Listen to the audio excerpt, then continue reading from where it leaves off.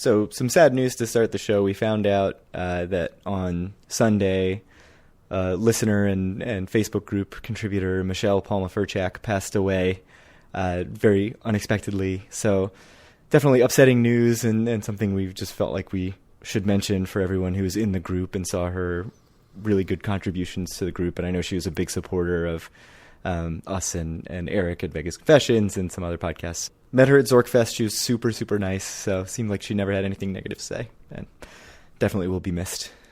Yeah. No, and it's super unfortunate. She was an awesome contributor to the Facebook group, especially early on. I mean, she was one of the very first people in the group, and yeah, I mean, it's very sad. I mean, we've had a couple of major, I guess, podcast community people pass away recently, and it's just a very sad thing. So our thoughts go out to her family and friends during this time. So yeah, we just wanted to bring that up before we got started. So yeah, it feels almost diminutive to call some of the people like listeners, like Al from San Diego. That's what I had in my mind, and I'm like, that's not the right word. I can't use that word. Community is much better.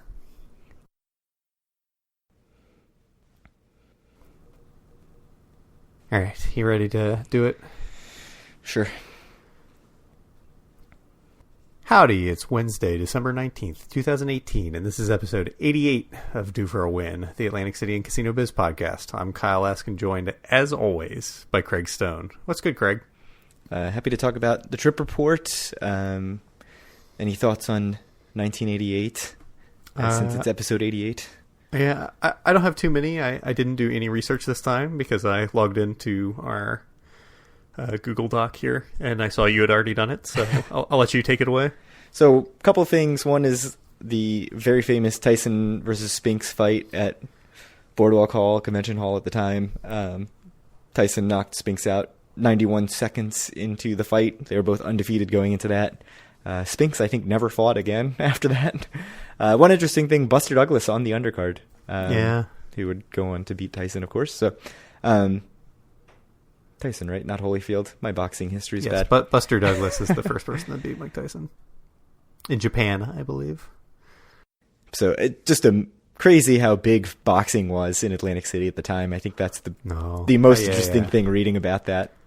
Boxing was so huge in Atlantic City. I mean, Donald Trump did quite a lot for boxing. I mean, he was like all the early Mike Tyson fights were in Atlantic City. Sugar Ray Leonard did a vast majority of his fights in Atlantic City as well. I mean, it was a huge boxing town in during this time period. Yeah, and I mean, this is all. I looked at some of the marketing for this fight. Obviously, it was a huge deal because they were both undefeated and sort of claiming that they were the, title holders. So it was all Trump Plaza branded, which is interesting. And obviously, Trump Plaza is currently in a state of disrepair and unknowing what's going on there. But all I know is it's the Due for a Win headquarters. That's what I've learned from our logo. Yeah, according to our logo that I made after our first episode, and I've never changed. I'm sure. No, that was way before our first episode. Really? I don't know. That was on the website, right? No, I don't think so. So the other 1988 thing, speaking of Donald Trump, Merv Griffin and Donald Trump had competing takeover bids, actually in 1987, had competing takeover bids for Resorts International, which at the time was just Resorts in Atlantic City and Resorts Paradise Island in the Bahamas. And so in 1988, they agreed to resolve that by splitting up the company, where Merv Griffin got both of the resorts properties and Donald Trump got the stalled Taj Mahal construction project, which... basically, that was his plan, right? Like, that's what he wanted out of that deal was the Taj. So that's what he got. So sort of an interesting thing because it wasn't an opening or anything, but definitely a major point in Atlantic City history and in sort of Trump's history in Atlantic City and Merv Griffin's history in Atlantic City. So interesting stuff for 1988. Yeah. All right. Do we want to jump into the trip report? Yeah, let's go for it. Oh, are we going to do this chronologically, or are we? Yeah, why not? It was a short enough trip that I feel like chronologically makes sense. All right. Well, I, as promised on the last podcast episode, picked you up off of the streets of Atlantic City. Yeah, I pulled in in a bus to Caesars at like 12:20 p.m. You got there just a few minutes after I did. I thought I maybe had enough time to use my bus credit, but it takes. They say it takes half an hour for it to load onto your card, the $25 you get for taking the Greyhound from New York to Atlantic City. I found usually it's pretty much immediate, although this time I went and it said I didn't have it. So basically what happened is I sat down at a machine, put my card in. It said, "Welcome, Craig." I looked for the offer and didn't see it, and then you called and said, "I'm outside." So I immediately took my card out, so register that trip real quick, and then left, which I thought was funny. Although I realized later it actually registered a trip just by me getting the bus credit. True. Because they do swipe your card to do the bus credit. It's not like it used to be where they just handed you a coupon. But I did think it was funny because we joked about last episode me going to Hard Rock. So did you use your bus credit when you went back? I did. I used it very fast. I actually turned it into like $38. Oh. And then I was like, I've got like 20 minutes. Let me play some Buffalo. And then I burned it down to nothing. So So you turned it into $0. So I went from $28 $28 on a few tier credits, right? On 3 rail. Yeah, I got like, 8 or 9 tier credits. I think that's pretty good. That's what Caesars wanted to see. That's worth. I'm not getting the punitive rates, so, Yeah. It's fine. Which is surprising because now I've done back-to-back just like practically no play trips at Total Rewards. Maybe even 3 in a row. So I guess, I don't know. Maybe they're just like, this guy's just lost in the in the whatever, in the wash. So then I hopped in your car. We went to the Borgata. Uh-huh. I tier matched up to M Life Gold using my diamond card. While you were checking in. I also cashed in my Vegas 25 fine dining credit, which is just like $25 express comps, M Life express comps that they put on your card. You went to a kiosk and got all the match play. It wasn't all the match play. It was just $100. Just $100. I've never seen $100 in match play in my life. Oh. I used to get like, I remember when I went in March, I got 200 or 250 or something. Yeah, I think I used to get 50, and I was like, $50, I'm rolling in it. Uh-huh. Not what I'm getting now. Although new offer just recently, $25, just starting now. So, all right. Yeah. All right. Moving on up in the world of M Life. Yeah. So I think we pretty much went straight from there to go play some tiles, right? Yeah, I mean, we actually checked into my room. Oh, yeah. But, dropped some stuff off. I charged my Switch. Yeah. And I also bought my first of 2 $500 Borgata gift cards. Oh, okay. Which, I mean, should we talk about that? Yeah, I think people are probably interested in the process. So, yeah, so you can, if you want, you can buy a gift card for no surcharge at the concierge for up to $500 using a credit card. And then you can take that gift card and load it onto your player's card as slot play. So if you were planning on putting $500 through a machine anyway, you may as well get a gift card and, get $500 of credit card points or whatever and do it that way. So you have to cycle through it once, right, before you can cash Correct. it out. Correct. So to me, I'm like, well, I might not lose $500 in slot play, but it's not losing. That's not what it's losing. You just right. have to cycle it once. Right. Like if you play, I'm even me playing $1.25 video poker, like I'm going to cycle through $500 in a pretty insignificant amount of time, I feel like. Right. So how'd that go? Happy with the process? Yeah, it's super easy. So, well, I'll talk about both. So I did it when we arrived on Thursday. I did it at the concierge for free, and then on Friday the concierge was closed when I tried to do it because it was pretty early in the morning. So I actually did it at the front desk. If you do it at the front desk, it's a $1 surcharge, which is $1. Not the end of the world. The $1 is worth the credit card points.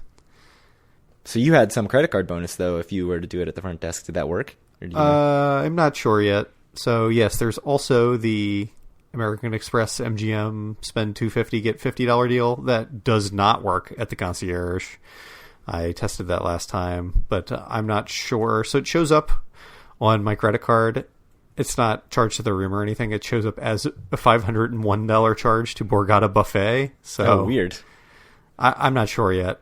That's really if it worked or not, but we'll see. Actually, I might not know because I actually went over the buffer because of the hold they put on your credit card, but I'm not sure if I'm going to get it or not. So yeah, I don't think I'm going to have no solidly either way. Okay. Yeah, interesting. Worth a shot, I guess. If Yeah, you're it's not worth a going to shot. spend, if you know you're not going to spend whatever it is, $250 on food. Yeah, I wasn't. Well, it was $150 for me because my room was just about $100. Oh, right. But yeah, I didn't spend close to that on food, and I actually didn't even use my credit card for all the food I spent. I ended up using my comps for everything, so because I got a bunch of comps. So we went and played some tiles. I think after that was the next stop. Yeah, sounds reasonable. Thoughts? I mean, it's $20 tiles, which is awesome. You were playing significantly more than $20. Yeah, I was just doing the $20 thing. Crew always good, I feel. yeah. The crew is consistently great at Borgata. I think just in everything. Like it's the dealers just seem happier, right? And the pit bosses and even the players, I feel like seem happier. I know I've mentioned this in past episodes, but you don't get the downtrodden quite as often at the Borgata. I feel like. Yeah, I mean, it's interesting. It felt like, no matter who was swapping in, they were kind of like, felt like they were rooting for you. Like, it's interesting. They're almost apologetic when they beat you or they get a really good hand. And one thing, I like tiles, but a lot of times the dealers in Asia rooms are like not very conversational, at least not with people like us. I don't know if that's a okay thing to say. But it certainly Caesars. Are you saying with white people, correct? Yeah, sure. But I think certainly at Caesars, like generally I feel like you're not going to have much of a conversation with the pie gut tiles dealers. And yeah, I don't know. It just seems like the dealers are generally pretty quiet. But no, they're like always super conversational. I always feel like they're, sort of improving the game by their just general attitude. So I appreciate that, and it's nice, especially because I'm still like, I've played a lot of tiles, but I'm still, I don't play it enough that I remember everything going into it, and I still sort of struggle with certain things about hand rankings, like, is this the higher six or is this the higher six, and that stuff, and like they're really good about telling you that stuff and not making you feel like an idiot. So that's good. All I ask is to not feel like an idiot. And just to follow up on that, I played a bunch of Baccarat on this trip. Oh, really? Yeah, and it's a game I really don't know very well at all. I still, to this day, don't know it. Like, I'm not comfortable. Like, if you ask me, like, okay, I can tell you when the player draws, but if you ask me, like, does the banker draw here or not, I just, more often than not, I'm not really going to know.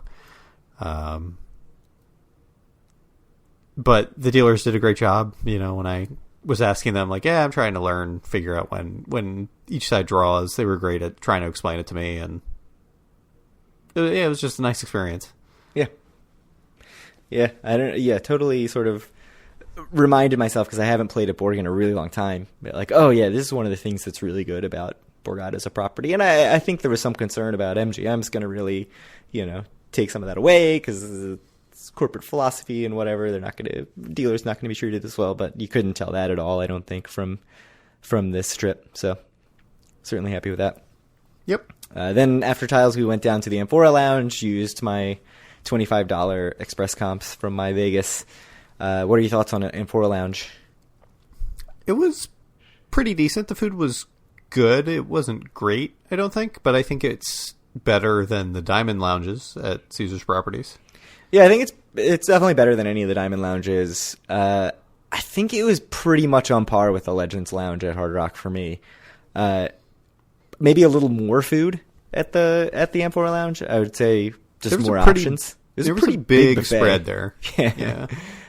Certainly bigger than anything at the Caesars Diamond Lounges. Like, I think Caesars, specifically Diamond Lounges, the biggest spread of any of the CET casinos. We haven't been to Harrah's still, but Caesars certainly has a much larger spread than Bally's does. I mean, the Caesars spread is pretty big, but this dwarfed it. This was like a legit buffet.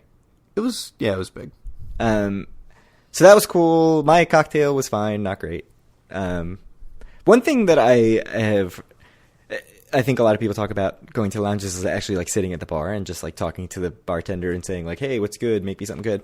And I feel like I should do that, because whenever I order a cocktail at a lounge, I feel like I'm either told like, we don't really have that, or if you ask for like what the cocktail is, what cocktails they have, you get kind of like, cocktails? Pick something because it's not like they really have a list, like a regular bar. So, someday I'll actually do what I say I'm going to do and go sit at a bar.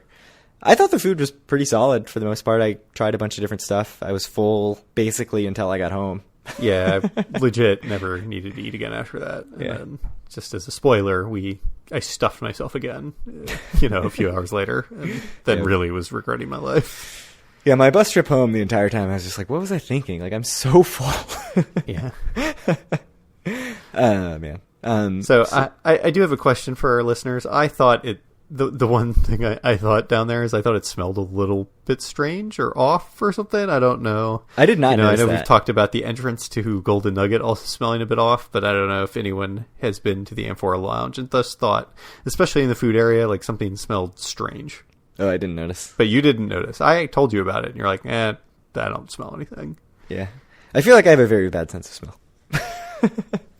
I'm always like stuffed up and not smelling things that people say. The Amphora Lounge, it was fine. It's well worth $25 comp dollars, but yeah, absolutely. I agree. I don't think it's like something you have to do. I will say it is marginally better than a Diamond Lounge. Yeah, I'm with you on that. I would say it's a little more than marginally better than a Diamond Lounge, though. It didn't have Galaga. That's true. I need to go back to the Bally's Diamond Lounge before my Diamond status. I haven't been the entire time. I haven't been, I think, since you did Diamond in a day. The very first day where we went before my card even got upgraded in the system, and they're like, "You're not Diamond." Yeah. I'm like, I have this Diamond card right here. They just printed it downstairs. Call them. And they were like, "That's meaningless, sir." Everyone. And they're like, "You're not Diamond." Yeah. So one of the things I noticed, because one of my main goals on this trip was to play a lot of video poker, which I succeeded because I love video poker. Is that less full pay video poker, both out on the floor and in the B bar. So it used to be over by the cashier and over by the buffet. There's just like a whole mess of 9-6 jacks or better. And now you definitely have to kind of like click on the different machines and find them. There is like a whole row over by there's the cashier. Still two full rows of full pay, but it used to be 3 or 4 over there. Yeah. So there is marginally less. I mean, there's still plenty. So VP Free 2 says there's only 4 by the cashier cage. There's definitely more than 4. There's machines. More than 4, yeah. Full pay machines. So we did find full pay machines and sit there for a while and play. That was where you put in your $500 card. You were playing what, $2? $2 a spin, yeah. Yeah, so $2, but $10 a spin because it's $10 a spin, yeah. Max bet. I was just playing $1.25. So we were playing. I think you were actually doing pretty well, right? Like you hit a couple 4 of kinds. You were up several $100s. I was up. Yeah, I think I cashed out like $800 or something on your $500 that you put in. Yeah, I think so. So I think I was up like $300. I put in 20, and I think my first hand I hit a 4 of a kind. So I was immediately up a bunch being $50 or whatever it is, 30, and then it was like whittling down and whittling down, and then I lost all of that, my initial $20 buy-in plus my 4 of a kind. Put in another 20. I was down to $2.50. Hit the button, dealt royal flush. So all of a sudden I went from down whatever $37.50 or whatever to up $961.50. $960.50. So that was good. The funny thing is, like, I was sitting there and like you were up at that time like $400, but just like obviously visually like, you got another royal flush, which I thought was really funny. Because normally if you're up several $100s, you'd be very happy about that. But yeah, well, you're just better at the game than I am. I think you played like, I don't know. What do you think the ratio is? You think I probably played at least 5 times more hands than you? I mean, just in your doing Diamond in a day, you played a huge number of hands, and you gambled way longer than I did, like before I even started. Yeah, so Diamond in a day I did at least, that was what? Was that 50,000 coin in at $10 a spin, so 5,000 spins? Yeah, I mean, I play significantly more than you do now. You spend more time there, but even like now you play Like when we both play, I think I play significantly more hands in the same amount of time as you do. Yeah, that's true. Yeah, you're right. I don't know. Because you're not the fastest video poker player. That's true. Because I don't think you aim to be the fastest video poker player. No. Part of the fun is slow playing it. As we discovered in our Facebook group, the slower you play, the more you win. I'm told by you that is incontrovertibly true. Yes. Sometimes I say things in the Facebook group and then I feel bad about it. And then I don't think your sarcasm was detected by all. No, it wasn't. But, I mean, it is true. You lose less when you play slower. That's definitely true. So for some definitions of win more, it's true. Yes. Losing less is winning more in my book. I agree. When I write the book that I talked about on Twitter, my book about, how to be an advantage player by being an incredibly low roller and also getting incredibly lucky, which is the case for me now. That will be one of the keys. Losing less is the same thing as winning more. I don't see how you can dispute that. Yeah, I mean, you can't. It's definitely true. Yeah, so that's one of the things when I got home, I track my wins and losses of like every session. And I put it into my spreadsheet and realized that in the just over 5 years, I think it's like 5 years and a month, that I've been tracking my casino win-loss. I am now in the positive by $500 some. Oh. So, pretty good. You were down before your royal. So I was, except I if you count non-casino gambling, I did win my March Madness pool for $1,300 this year. And a couple years ago, I won like $300 or $400 in March Madness. So I'm like greatest gambler, way up on that stuff. It's just all pure luck, but yeah, I mean, or I'm the greatest gambler ever. I don't know. It's one or the other. To get Delta Royal requires a lot of skill. I know. Yeah, I just I don't know how you can say it's anything but skill. It's pretty excellent. So it was exciting. I mean, cool to get another Royal. The funny thing is, like, you really just want another one. Like, you get it and you're like, it'd be really awesome. It's better than one Royal? 2 Royals? I wouldn't know because I did 0 Royals. Yeah. And I don't know what that's like since I've got 2, so I can't even relate. I can't relate to all you people with no Royals. So yeah, I don't know. I don't know what to say other than that I'm super skilled gambler. If you use my arbitrary endpoints of, 5 years from now to now. And the best thing about getting a Royal on a quarter game is no tax forms. That was nice. That was, no hand pay. I sat there and kept playing. I really wanted to win that $40 back that I was down. It's like, I want to be up an even $1,000. That didn't happen. So yeah, all diamonds. So both my row of flushes have been diamonds. I can see that you care a lot about that. It's statistically significant. Is there like some deep thought that goes along with that, or is it just clearly all my row of flushes will be diamonds? 100%. Like, are we supposed to hold more Royal cards if they're in diamonds than other suits? So say you get like 4 if you have like Ace King of Diamonds and Queen Jack of Spades, should you hold the diamonds? I'll go even further. Say you get like 4 to a Royal, but it's spades, and you also have jacks or better, and it's like because you have like a Jack of Diamonds. You should keep the Jack of Diamonds. That's what I think. But not the Jack of Spades. No. Get rid of everything else because you're only going to get the Diamond Royal. I think that's smart mathematically. Yeah, I think I don't remember exactly, but I think I have seen that on Wizard VODs. So we can double check after the episode. So I think we went and played craps after that, or did we play craps before that? I don't know. No, there was craps in there. We went to. So Eric showed up shortly after that, and we went to B-Bar. We went straight from video poker to more video poker. Correct. That sounds right. I'm almost positive. Well, you and I played a craps session in there somewhere. Anyways, that doesn't matter. Craps happened. Did we play craps without Eric? I don't think so. Yes, yeah, we did. I had 2 crap sessions. Anyways. All right, whatever. We went to B-Bar. Eric came. That was cool. Good to see Eric for a few hours. Thanks for making probably equal amount. We played craps before we played Jacks or Better at all. Yeah, I think you're right. Thanks to Eric for, I think, driving for as much time as he was actually in Atlantic City. Yes.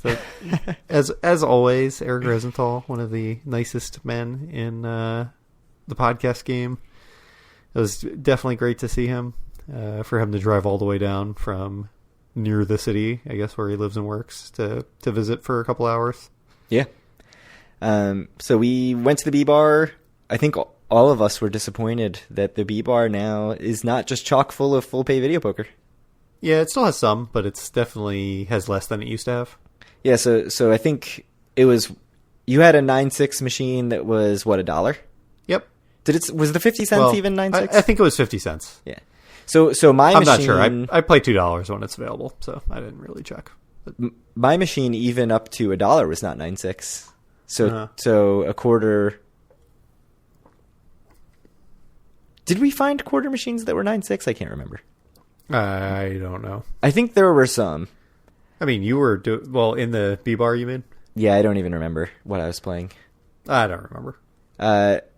But definitely less than there was. It's less easy to find. Because it used to be that one side of the B bar was you could get quarter full pay, and the other side it had to be $1. But now it seems like there's just less altogether. So that's disappointing, although not all that surprising given MGM. There's something about B-Bar felt off to me this trip. Really? Like, the service wasn't great. Something about the was good. lighting seemed off. I don't know. Like, we didn't have like an incredibly hot waitress like we had the last time we were there. Oh, maybe that's the big thing. I don't know. I just didn't... Like, I remember thinking, like, this is a really good bar and really good video poker. It is. It is a very good. I think it still is a very good bar with very good video poker, but not as good as it was. It's not as good as it was, but it's still a very nice place to play video poker and a very nice place to drink. Maybe I was just so disappointed by 8-5. I was so disappointed in only hitting one royal flush instead of two. You know what it was? Is that it was 9-5 video poker. Because we turned it on, that's right. Looked at it, we were like... Your guys' machines were 9-5. Yeah, we were like, oh, sweet, 9-6. And they're like, oh, no, it's 9-5. I mean, which you don't see very often. Not a bad game. No, it's a totally fine game. But I think what I left saying was, like, there's 8-5. Oh, no, it was 9-5 if it was 50 cents or up. For a quarter, it was 8-5. And so what I left saying was, if I'm going to play quarter 8-5 video poker, I would rather do it at the Hard Rock Center Bar. I just prefer the experience there. So before we continue, I mean, just because it's been brought up, do you? I assume next episode, if not next episode, then in 2 episodes, we'll do our best of 2018. Do you know what you're leaning towards as the best casino in AC? And you don't have to tell me now, but we got Eric's answer there, so we know what his preference is. Yeah, I mean, I was thinking about it on the subway today, and it's really hard to choose. Like, I feel like I have multiple options, and I'm not sure what I'll choose. It's not like 2017 when there was one option. Right, which is great for Atlantic City. I think that's a really good thing. That there are, like, legitimate debate. There's a legitimate debate about, like, which casino is the finest casino. Yes. Whereas before it was just like, it's Borgata and there's nobody else even really close. Right. So yeah, we have Eric's input for sure, and you know, I've got opinions, you've got opinions. So we'll have to see how it all shakes out in a couple episodes. Yeah. So we also played some craps at the Borg. Again, I thought the crew was really good. I have not always had the best crews at Borg, but I thought this time they're good. The crew, friendly, funny. So yeah, I played craps for quite a while the next morning as well, and both crews that I had were very, very good. Were the tables not as bouncy as they used to be? I rolled it off the table much less than I usually do at Borg. So yeah, I definitely think they were not the trampolines that they used to be. Hard Rock has incredibly bouncy tables, so I don't know if now Hard Rock actually has the bounciest tables in Atlantic City, which would be an incredible change, because the Borg ones used to just be insane how much the dice bounced off the thing. So that's an upgrade. Like a pinball machine. If you hit the right spot, it just like shoots way up in the air. Yeah, it was. I mean, it was ridiculous. I never had a problem this time, but yeah, I had fun playing craps. I've generally reasonably okay sessions. Yeah, no, but all of my sessions were pretty decent. I think I won money in all of my crop sessions. I think I lost in one of them because it was like we were up and then it was just like set the .7 out, set the .7 out, set the .7 out, like 3 shooters in a row. And then I was like, okay, and then I had to go to the bus. Oh no, then we went and got food, I think, after that. Yes. That was when Eric left. Right. Eric left after craps. And me and you went to Long Bar. Yeah, so we were talking about going to Caesars, and you were like, I should not drive. Yes. Which is smart. That was for the best. When I was at Long Bar, I'm like, I think I'm fine, but like it wouldn't be a great idea to drive. And then like 10 minutes after you left, I'm like, oh my God, I'm drunk. So it was definitely the right idea. Yeah, so actually after craps, we were talking about going to Caesars, and then I was like, well, if I'm going to Uber to Caesars, I'm not going to go spend, an hour and a half by myself, so let's go get some food. Even though I don't think either of us were particularly hungry yet at that point. But instead, we, and especially you, ordered a ridiculous amount of food at Long Bar. Yeah, I ordered 2 appetizers, but they were not small. It was a lot of tots that you got. Yeah, the tots, I did not think they were particularly good. The disco tots. They were all right. Whatever was on them was not great. And then the wings were pretty good. Yeah, the wings were solid. They were like the honey chili wings or whatever. And I got a margarita pizza with mushrooms on it, and I thought it was good. Yeah, it was fine. So Long Bar's fine. Yeah, the food was fine. The service was slow. I mean, our bartender was good. The food service was slow, though. It took a long time for the food to come. Yeah, that's pretty standard because it's not their kitchen. So I think that was my experience the previous time I went to Long Bar. It was pretty slow food. So you went to so after Long Bar, you took an Uber back to Caesars and played a little bit of video poker and slots, and then hopped on the bus. Yeah, that was it. Went, used my free bus credit, turned it into $38. I was like, I could leave now, or I could go burn this all at the Buffalo, and burn it all I did. And then, sure enough, 1 minute later, it's just Buffalo. No, I only think I got 1 Buffalo in the entire session. It was bad. It was a bad session. And then the whole time I was actually thinking, like, I was like really cutting it close to the bus. And the whole time I was thinking, like, if I get the bonus game and get a bunch of free spins, and sometimes you Buffalo will miss the bus. Yeah, so sometimes Buffalo you can get, because it could be like 50 free spins or something, right? Well, I think you pretty much always start out with like 8 or 10, but then it's pretty easy to re-trigger more. So I've been sitting there definitely for like 10 minutes and had just free spins, keep going. So I was thinking, like, if that happens, I would be really screwed. And for not a significant amount of money, which is the dumbest part because it was penny slots. So, but that didn't happen. I didn't have that luck, I guess. So spent down that money. Who cares? Had to take the 12:30 bus for like $6. Yeah, that would have been because you wouldn't have gotten up. No. I mean, I'm gonna leave in the mid bonus. That's ridiculous. It's crazy talk. They're Buffalo to be buffaloed. So that was it for me. Got on the bus. It was a very hot and like gross bus, and somebody was eating some kind of burrito, and it smelled really bad. It was an unpleasant return trip that got back to New York City at like 12:10 in the morning, and then it got back, and I just missed the path, and I waited like 29 minutes for the next path train. It sucked. That was not enjoyable. It took like 4 hours door to door, which really sucked. But yeah, the price I pay, still, I would say totally worth it for 9 hours in Atlantic City. I had a good time. Hit a royal flush. It's a worthwhile trip. It's a worthwhile trip. Anytime you hit a royal flush, it's a worthwhile trip. Yeah. I mean, all I remember from my day trip last year at about the same time was, and that was like an even shorter trip for me. With you were there for like 6 hours. Yeah. Was that it was still just like nice to, and I was like completely shell shocked then too, because I had a 1 month old or whatever, so I like hadn't slept in a month, and but it was just like nice to be in Atlantic City for those 6 hours, and it was well worth it. So yeah, man. So what did you do after I left? I bailed. Played you were drunk a bit of and full. Baccarat, and I don't believe that I did anything else that night. After Baccarat, I think I just went up and went to sleep pretty early at like 11 o'clock or something. Wow. Like that. Wow, yeah, that is early. Yeah. And then I woke up quite hungover and unpleasant feeling at a little after 5 in the morning. So it was a very early start to the next day. Oh, that sucks. But more time in AC because you. Yeah, it was more time in AC. It was good. So I went down to the lobby probably at like 6 and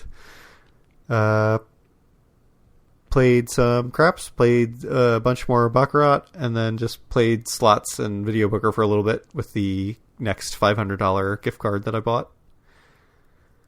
And went to bread and butter, and then got out of there. Always a good choice. Yeah, So- bread and butter is good. It's very, very good. So I always tell myself this after trips is like I frequently wake up at like 6 or 7, not feeling great, and then like force myself to lay in bed like, oh, I don't feel good until like 9 in the morning. Why would you do that? That's Because I'm always like, awful. oh, I'm gonna feel so shitty. If I could just get another hour of sleep, I'll feel so much better. And then I don't get any more sleep, but I'm just like, rolling around. Has anyone ever gone back to sleep in that situation? Probably not. But every time I'm like, I'm in Atlantic City or like Vegas to go even just further back. I should get just down get there. up and I have 2 more hours in Vegas. Even if I feel crappy, at least I'm like, in AC in Vegas and Yeah. go have another cocktail and feel better. I did not That's have just- any cocktails the next day. That's just but science. I still felt better being on the casino floor than I did in the room. Nothing settles your stomach at 7 in the morning like a Coors Light. Yeah. That's Well, I still, I'd eaten so much food the night before, I still did not eat breakfast for, 3 hours. after That's I got the up and worst. went When down you're there. Because I'm just I yeah. can't eat because I'm too full still. Wow. Yeah, that's awful. I've definitely had days like that where it's just like, man, I never want to yes. see food again. Eventually, I shoveled some bread and butter down, but it took a while. Did you get a Taylor ham, egg, and cheese sandwich? I got the bacon, egg, and cheese sandwich and that's fine. a raspberry bear claw. Oh, which was so delightful. good. Oh, man, now I really want some pastries. It was very, very good. So that was the first time we spent a whole lot of time at Borgata in a very long time. Yeah. It was only Borgata for me. I did not step foot in any other property in Atlantic City. Oh, nice. So you didn't make it to Harris, no Golden Nugget. I don't know why I said nice for that. You should be supporting other properties, Kyle. We're both M Life Gold now. Yeah. What kind of offers Me are you- until September 2019 and you until September 2020. I know. Yeah, it's great. Maybe I'll even, next time I go to Vegas, maybe I'll even be gold. Maybe. Although, as far as I can tell. advice for you, Craig. You need to match to Hyatt soon because they just took away the benefits of matching to Explorist. So as far as I do can that tell, before I March actually, 1st, I think. I need to go to an M Life casino in Vegas and say like, hey, I'm gold at Borgata. I also need to be gold here. Because I don't think that it just automatically syncs up. That's my understanding. If I'm wrong, I'm not sure. Someone mentioned it in the Facebook group or on Twitter. So what kind of offers are you getting after your tons of play? Well, we're both getting the same offers. We're both getting same rates. Yeah, the exact same rates because we were talking about it. Sunday through Thursday comps. Yeah, I haven't seen any difference in my offers yet, though. I don't think. So I was not getting any free play. Because I've been getting $50 match play forever. So I'm now getting $25 slot play. Uh-huh. So that's an upgrade from nothing. And then none of my other offers have cycled through. I'm assuming it'll take a few more weeks to actually see. Yeah. Once real they offers. post March, I think, is the first one that they haven't posted yet. I assume that maybe I'll get 100 instead of 50 or something like that. But Yeah, so I think that actually syncs up pretty well with what I'm getting at Hard Rock, which is also Sunday through Thursday, I believe. Yep. Resorts, Monday through Thursday. I'll tell you what Hard Rock will not win. InfoSec of the year in Atlantic City in our best of 2018. Boy, yes, yeah. their cert is expired right now. And, and- not to mention the 6-digit ID and 4-digit PIN as your login. Yeah, that has All not changed. Numeric. You also still cannot book your hotel offers online. Yep. It's I great. do get $30 of slot play most days at Hard Rock instead of $25. So anything else on the trip? It was a good trip. Just a little bit about my room. It was very nice. It was on the top floor. Oh yeah, I forgot the top floor. That was great. Yeah, the view was very pretty. The room was it could use a refresh. I think it's getting a little long in the tooth, but it was still a nice room. Yeah, the they're bed was- really well done. But yeah, you can start seeing like the edges of the furniture and stuff. Yeah, the It's furniture a little is, bit like weird. gets a little chewed up and stuff, and they're all glass tops, so the top looks good, but it's like the rest of it gets a little beat up. And, Yeah. I mean it's fine. It's perfectly fine, but you can tell it's getting a little long in the tooth. It could use a refresh soon. Yeah, I expect maybe that'll happen soon. I don't know. I expect that, but it seems like they're on top of their shit. Yes. But it was nice. It was a nice room. It was a nice trip. I had a very good time. I'm really glad I did it. I think it gave me the perspective I needed to feel comfortable in making my assessments for the best of 2018. Because it had been a long time since I'd stayed there. So 2 questions. Do you expect to make Borg a more regular part of your casino rotation in Atlantic City? I don't know. Maybe. I mean, here's the thing, right? There's like these great properties on the boardwalk. I prefer the boardwalk. That's where I'm at. I definitely had a point. I mean, during the trip, they give me, like, they've always given me enough match play to make it worthwhile for me to spend at least a few hours to go out there. Because it's, if I'm getting $100 match play every time I go, which is what I got this time. And like I said, I got $200 in March when I went. Like, that's a worthwhile detour for me. But it's just kind of out of the way. And, I prefer the boardwalk. Yeah. I mean, for me, even though it was like a very short whirlwind trip, like, 9 hours, there was no downtime. Right. I still found myself, like, at some point around 7 p.m. thinking, like, I wish I made it to the Hard Rock Asia Room because this is such a great... Yeah, you were talking about it a lot when we were playing Tiles. You're like, we could be at the Asia Room in Hard Rock right now, and it'd be so much better. But, I mean, I had a good time playing Tiles at Borg, but, yeah, I mean, also $20 Pai Gow, really, really beautiful room, and there's something about the Hard Rock vibe that I just prefer. Yeah, I know you really enjoy the Hard Rock brand or whatever. I'm a sucker for that themed crap. Yes. Unabashed. New York, your favorite? New York is not my favorite, but there are some other much crappier themed stuff that I do really like. Wild Wild West. Yeah, Excalibur. It's great. Oh, boy. Luxor, all de-themed. It sucks now. So, anything else about the trip? No, it was a good trip. Did I ask you a second question? I said I had 2 questions. I don't think I... Yeah, I won a little bit of money. Not as much as you, but went home with a little extra. Yeah, winning a little bit of money is good. Plus an extra $1,000 that I magically created out of thin air thanks to my credit card and Borgata. So that was good. Nice. Yeah, that's good. Because that's not real money. No, it's not. I mean, that's all, you got to pay that down the line, and that's all just mixed in with everything. So it's like I won like $1,200, yeah. Even though I actually won like $200. That seems right to me. I think that checks out. Yeah. Should we talk news? Yeah, we can blow through some news. I don't think there's too much to say about any of this, but I guess the big piece of news that came out today, I think, or maybe yesterday, was Total Rewards is becoming a Caesars Rewards because, I mean, Total Rewards has always been kind of a ridiculous name, I think. And I don't know why it was never branded as Harrah's Rewards before, or Caesars Rewards now, since it changed from Harrah's to Caesars. But basically, everything is more or less exactly the same. It's the same, all the same tiers. 25K is still the kind of magic number in Diamond where you get into the Diamond Lounges for free. The one change is that you get a free room in Atlantic City or Vegas for every 5,000 tier credits earned, which I think is mostly nothing, because if you have 5,000 tier credits, you're probably getting a lot of free rooms in AC or Vegas. Yeah, I would guess you're probably not paying for too many rooms in either place if you have even 5,000 tier credits a year, right. Which is like, that's not even diamond status. I mean, is that like can you go to Nobu with that though? I mean, that's like, so it does say all participating properties. I would guess that you can probably get a Caesars room, but not a Nobu room. But I'm unclear. It also says like blackout dates apply, but hopefully that only means, like New Year's Eve. Every weekend. Yeah, every Saturday night. But yeah, that doesn't seem like a huge major benefit to me. And also, so if you're Diamond, you get 2 free nights at the crappy Caesars property in Dubai, and if you're 7 stars, you get 2 free nights at the nice Caesars property in Dubai. Do we know that the lesser Caesars property is crappy in Dubai, or are you just saying it's the lesser good? I'm sure it's still plenty nice, but I have perhaps the least desire to go to Dubai as basically anywhere in the world. So. Yeah, it seems wholly uninteresting to me.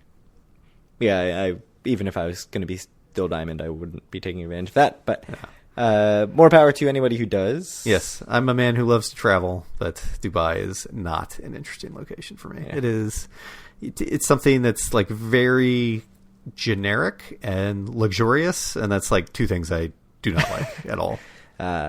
It's like not gritty or real. I don't know. It's not a place for me. That makes sense. I think that fits your personality. Right? Yeah. I mean, it's like for people who really love luxury, I think Dubai's a good place. That is not you. And no, that's not me. Yeah. Should talk about more taxes. Everybody loves to hear about taxes. Yeah, all right, go ahead. So we mentioned last episode that the number one delinquent tax ower in Atlantic City was Bart Blatstein's properties, mainly Showboat, and he paid those. So no longer can say that he is the biggest tax ower in Atlantic City. So most tax debt in terms of property taxes. So I'll link to that article, David Danz's Press of AC. He has paid those debts without a big fight, which is crazy. I think you said last time you thought that there was going to be an assessment battle. Yeah, there were even rumors rumors the last possible second before they were going to repossess his property.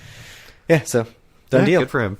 Yep. Some quick hits. Yeah, we can do some quick hits. So Mike Subway Mike on Twitter mentioned that he was at the sports book bar at the Ocean, and the bartenders were talking about how they were going to go to a drink ticket system. So this is like the Vegas drink ticket system? Yeah, so basically just making sure that you're actually playing on the machines to get free actually tickets. Or like for every X dollars you bet, you get a drink ticket or whatever at the sports book. So my understanding is that it's specifically, from what he said, specifically the video poker bar. Okay. So I'm assuming they already have their own drink ticket system for sports betting. That's probably through the actual sports betting desk. So this is through the machines. What do you? I mean, I don't really know what to think about this. I mean, it's the most crowded part of Ocean. At least it was the last time I was there. Yeah, I mean, it is a very high. I mean, for one thing, it's like in the dead center of the casino, right? And for another, it's obviously surrounded by TV screens and is a pretty cool area. So I don't know. It's hard for me to get super up in arms about it, but yeah, I mean, from what I saw, I didn't see too many people even playing video poker the couple times I was there. Most people were just sitting and paying for their drinks. But, I mean, for them, I would guess it's more of a protect your most crowded part of the casino. And, if people are sitting and taking up a bar stool, you either want them gambling or paying for their drinks. So it's one of those things where until you actually sit and play and see how frequently the tickets come out, I wouldn't worry too much about it. Even at Hard Rock, at the center bar, they do swipe your card and kind of track it to make sure you're continuing to play, as far as I can tell. Although I think it's pretty generous. Like, you can really, really slow play it and still get drinks. But yeah, I maybe until we hear that it's really stingy, I'm not going to worry too much about it. Yep. So I guess the contract is up for Miss America in Atlantic City, and it has not been renewed. So Miss America is officially looking for a new home again, which I know a few years ago they went to Vegas for a year. Is that right? Yes, they went to Vegas, I think, for a few years, and then it came back to Atlantic City. Yeah. So they're once again looking around. Obviously, Miss America's had a lot of issues and scandal in the last couple of years, but I don't know. Do you have any thoughts on this? The CRDA has also come under fire for their handling of the contract. So I think it's basically both things happening at once. I can't...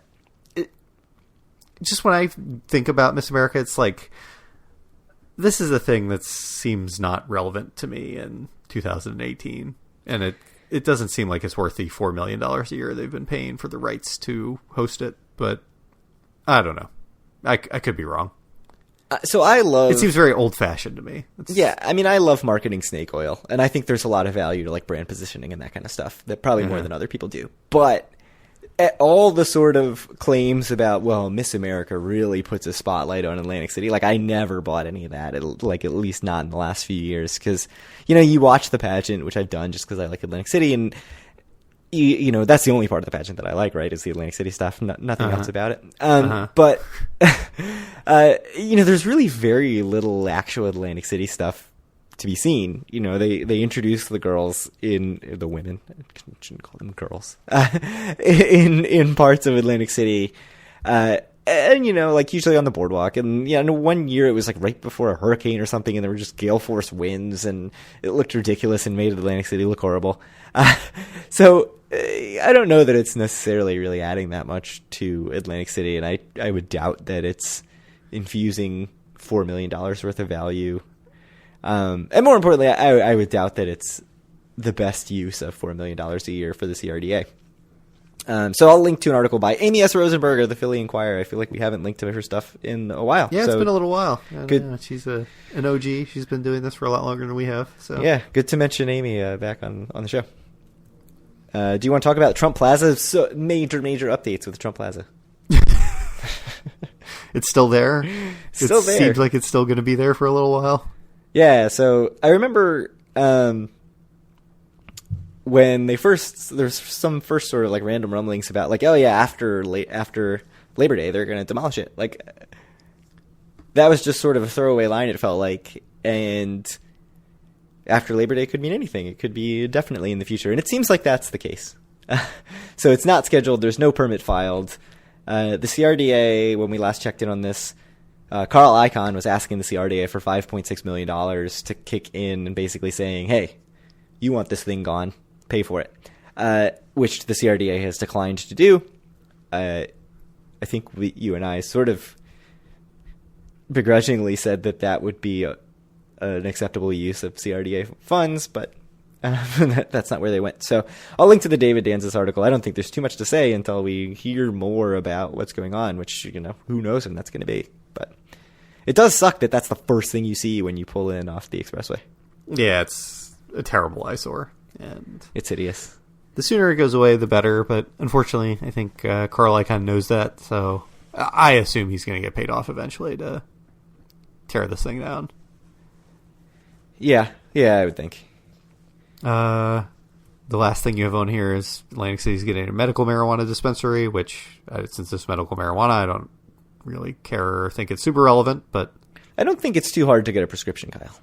Yeah, but still, it requires some effort. It's not like recreational or anything, which right. I think New Jersey's going to talk about soon, right?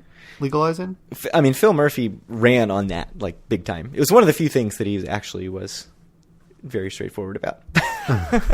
That and getting out of running Atlantic City, and yet here we are. Yeah. I'll leave my political opinions at home now that I've already ship sailed on that. But so yeah, medical marijuana. I don't know. I guess it's something. It seems like a thing that's pretty much accepted now. Yeah, it's everywhere. As far as it's not everywhere, but it's in most places. So. I mean, people seem to think it helps, and from everything I've read, it certainly helps a lot of people with a lot of issues, especially psychological or kind of long-term pain. So I don't have any problem with it. Maybe I wouldn't get so stressed out about the last day of all my trips if I had a prescription for some medical marijuana. You seem like someone who is wound a little tight, and it could probably do you some good. A little bit. Have you ever smoked marijuana, Craig? Never. Not once in my life. You seem like a man who has not ever smoked marijuana. Yeah. You're very straight-laced and... Yeah, just the drinking and gambling. Yeah. That's fine. Those are good vices. I'm fine with that.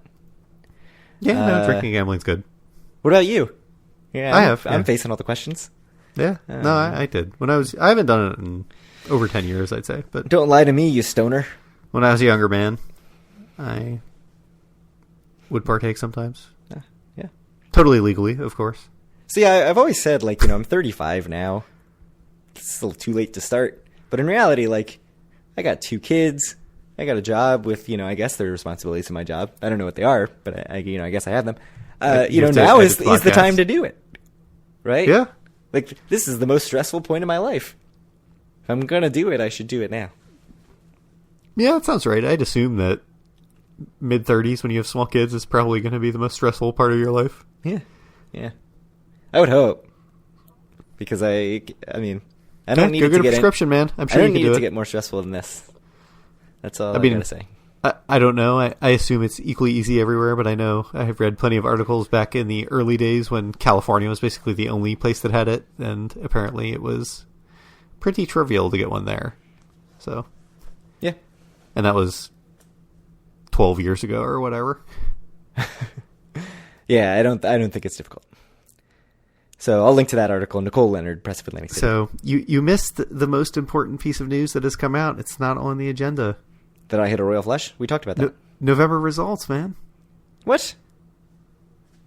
We didn't. November results. We didn't talk about that last episode? No. Sure we did. They were not yet. Yeah, man.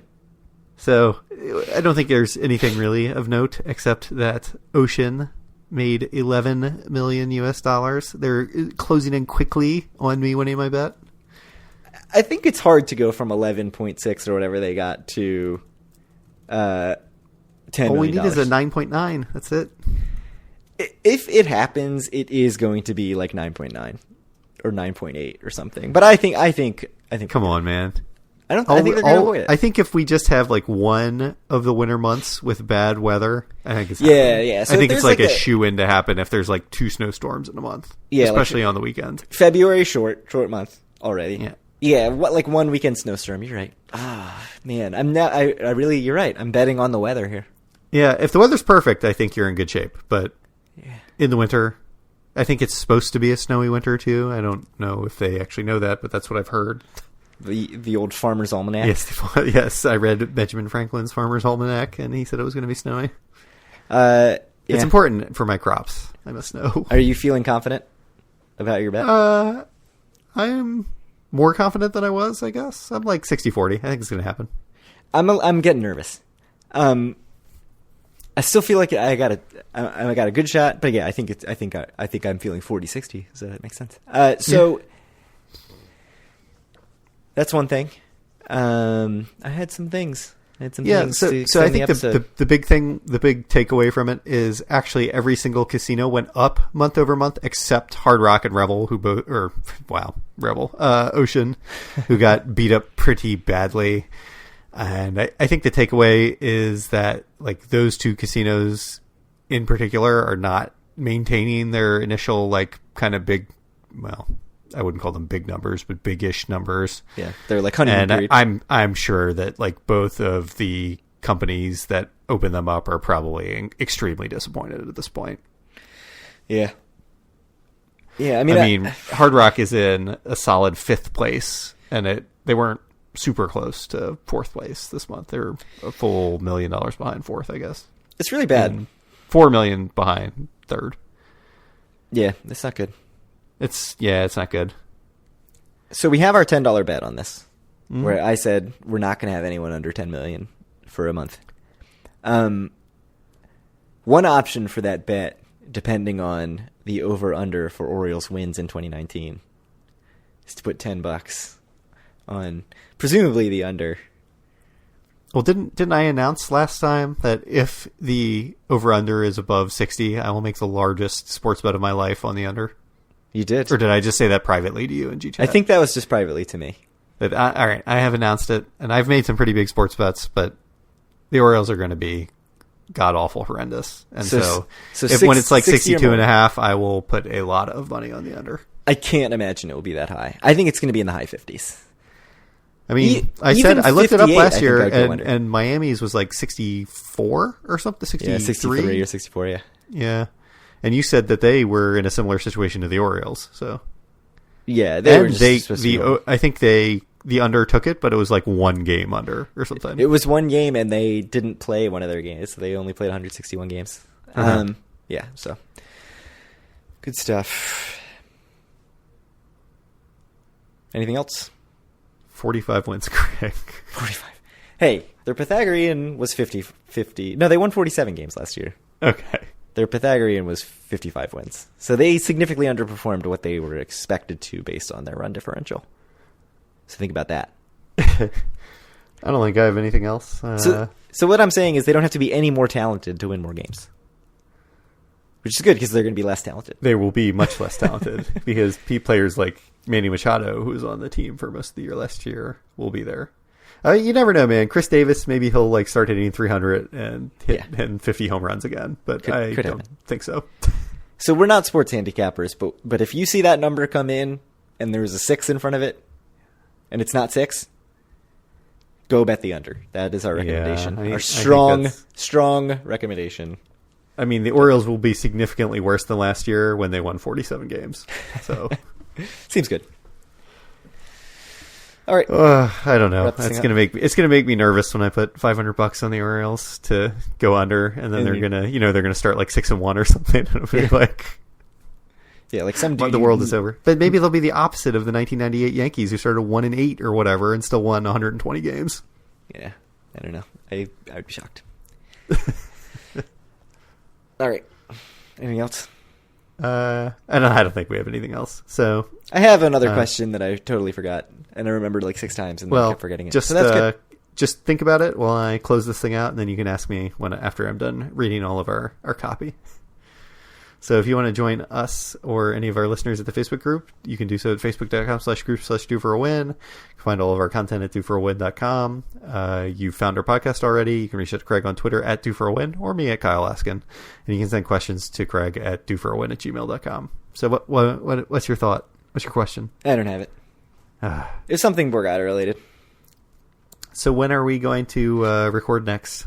That was my question. When are we going to Atlantic City next? When are you going to Atlantic City? I don't know if you've heard, but in the beginning of February, I'm doing a pretty big trip. So I am thinking that probably, I would guess April will be the next time I go, which April is maybe 12th convenient. For Kenny Loggins at the Ocean? We'll see.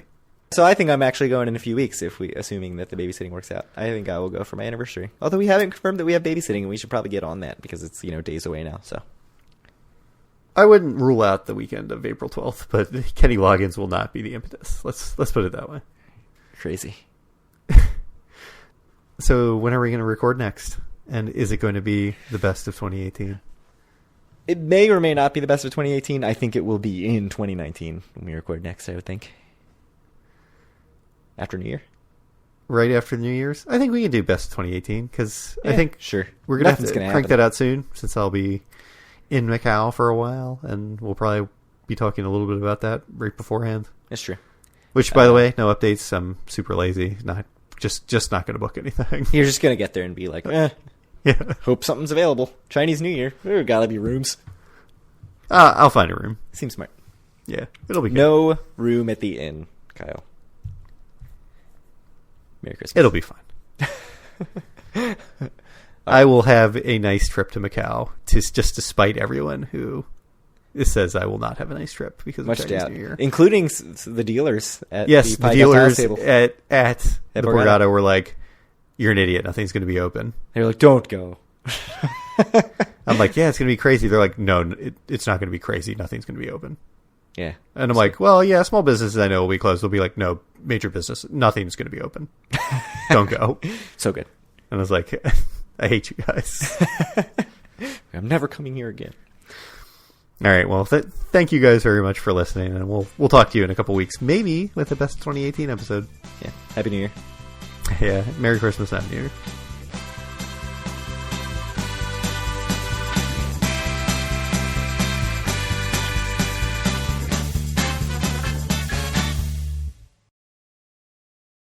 I think it's going to be good. I think we'll get to have a good fisticuffs about you and me? Best of 2018. Because we're going to disagree? Watch us actually agree on everything. I think we're going to disagree. I disagree with your face.